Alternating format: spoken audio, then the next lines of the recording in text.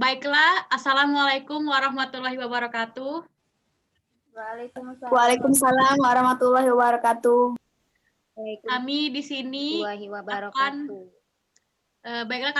akan memaparkan tentang gangguan intelektual pada siswa atau tunagrahita. Yang disusun oleh yang pertama Lola Dwi Rayuni, Lestari, Bakiatur, Mei, dan Fenty. Kemudian kami akan menjelaskan tentang definisi tunagrahita yang dibacakan oleh Saudari Baki. Saudari Baki dipersilakan untuk membacakan. Baik, di sini saya akan mendefinisikan tunagrahita. Menurut Maninggar, suatu kondisi individu yang menunjukkan keterbatasan dalam fungsi intelektual yang ada di bawah rata-rata dan keterbatasan pada dua atau lebih keterampilan adaptif yang tidak bisa disembunyikan atau disembuhkan. Adapun menurut Garnida, yaitu anak yang secara nyata mengalami hambatan dan keterbelakangan perkembangan mental intelektual di bawah rata-rata sehingga mengalami kesulitan dalam menyelesaikan tugas-tugasnya. Adapun menurut Taringan, anak yang punya kemampuan intelektual di bawah rata-rata atau anak dengan penurunan kemampuan yang berkurangnya kemampuan dalam segi kekuatan, nilai, kualitas, dan kuantitas. Dari beberapa ahli tersebut dapat kita simpulkan tunagrahita adalah kondisi individu dengan mengalami hambatan dan memiliki kemampuan intelektual di bawah rata-rata anak normal. Terima kasih.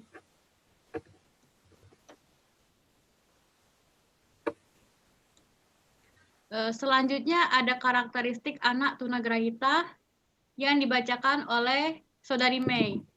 Kepada Saudari Mei, dipersilakan. Baik, karakteristik anak tunagrahita. Yang pertama ada intelektual. Dalam pencapaian tingkat kecerdasan bagi tunagrahita selalu di bawah rata-rata dengan anak seusia sama. Demikian juga perkembangan kecerdasan yang sangat terbatas. Yang kedua ada segi sosial. Dalam kemampuan bidang sosial juga mengalami keterlambatan kalau dibandingkan dengan anak normal sebayanya. Hal ini ditujukan dengan pergaulan mereka tidak dapat mengurus, memelihara, dan memimpin diri. Kemudian yang ketiga ada fungsi mental. Mereka mengalami kesukaran dalam memusatkan perhatian, jangkauan perhatiannya sangat sempit dan cepat beralih, sehingga kurang tangguh dalam menghadapi tugas.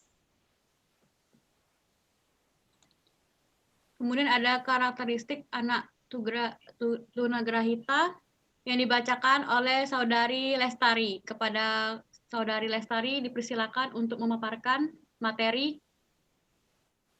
Baiklah, saya akan melanjutkan, yaitu ada ciri dorongan dan emosi, di mana anak hampir tidak memperhatikan dorongan untuk mempertahankan diri. Dalam keadaan haus dan lapar tidak menunjukkan tanda-tandanya. Kehidupan emosinya lemah, dorongan biologisnya dapat berkembang, tetapi penghayatannya terbatas pada perasaan senang, takut, marah, dan benci. Kemudian ciri kemampuan dalam bahasa. Kemampuan bahasa sangat terbatas, pembendaharaan kata, serta mengalami gangguan bicara disebabkan cacat artikulasi dan problem dalam pembentukan bunyi. Selanjutnya, ciri dalam bidang akademis. Mereka sulit mencapai bidang akademis membaca dan kemampuan menghitung yang problematis. Selanjutnya, ciri kepribadian. Anak merasa retarded, tidak percaya terhadap kemampuannya, tidak mampu mengontrol dan mengarahkan dirinya sehingga lebih banyak bergantung pada pihak luar. Yang terakhir yaitu ciri kemampuan dalam organisme. Kemampuan anak ditunjukkan dengan dapat berjalan dan berbicara pada usia dewasa. Sikap gerak langkahnya kurang serasi, pendengaran dan penglihatannya tidak dapat difungsikan, kurang rentan terhadap perasaan sakit, bau yang tidak enak, serta makanan yang tidak enak. Selanjutnya ada klasifikasi anak tunagrahita, ada mild mental retardation atau kategori ringan, yaitu kecerdasan intelektual atau IQ yang dimiliki sekitar 50-75. Pada kategori ini sering memperoleh keterampilan akademis sampai ke tingkat kelas 6.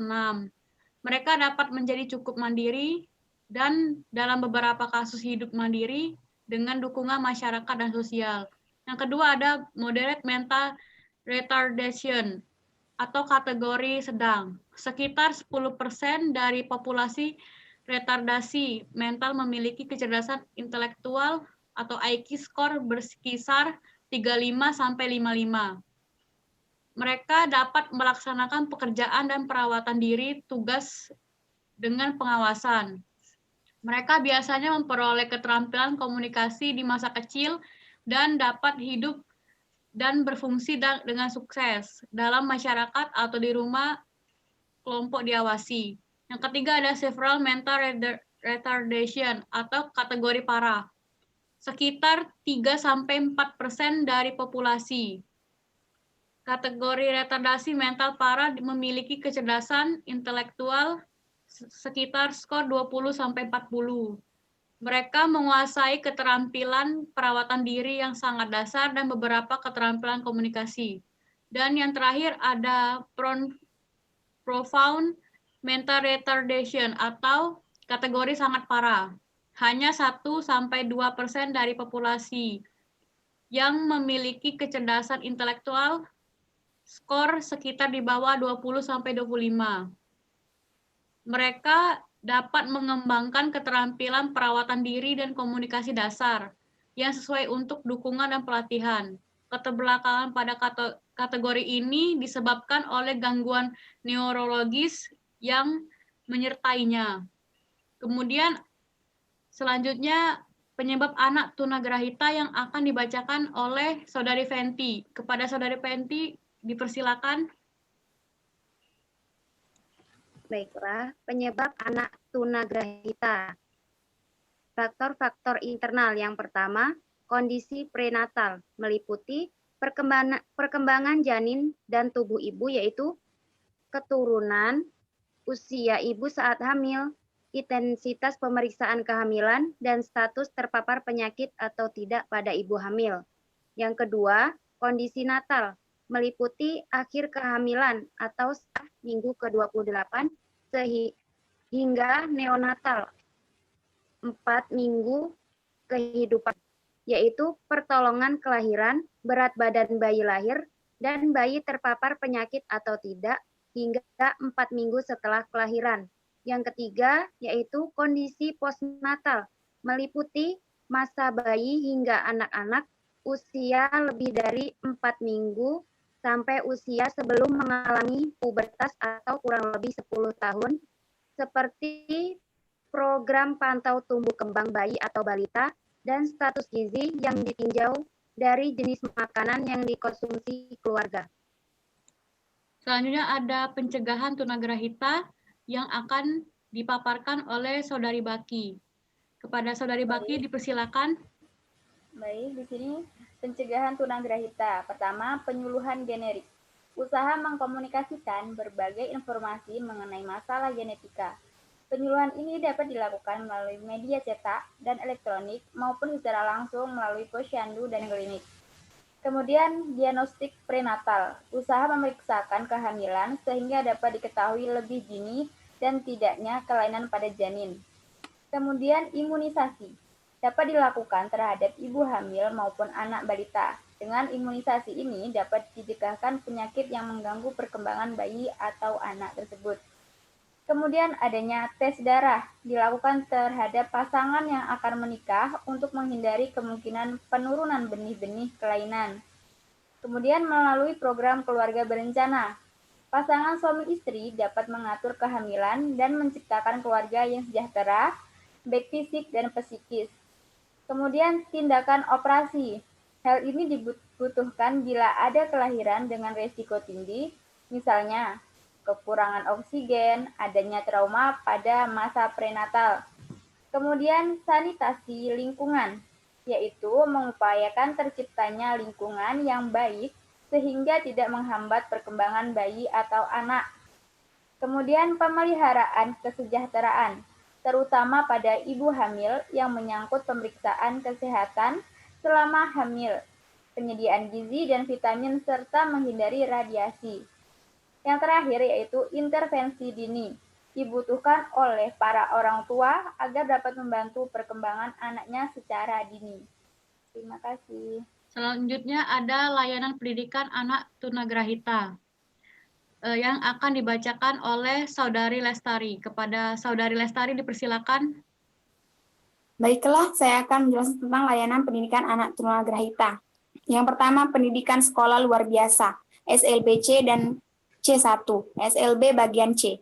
Sekolah luar biasa untuk tunagrahita yaitu individu yang memiliki inteligensi yang signifikan di bawah rata-rata, disertai dengan ketidakmampuan adaptasi perilaku yang muncul dalam masa perkembangan. Pembelajaran untuk tunagrahita ditunjukkan pada kemampuan bina diri dan sosialisasi.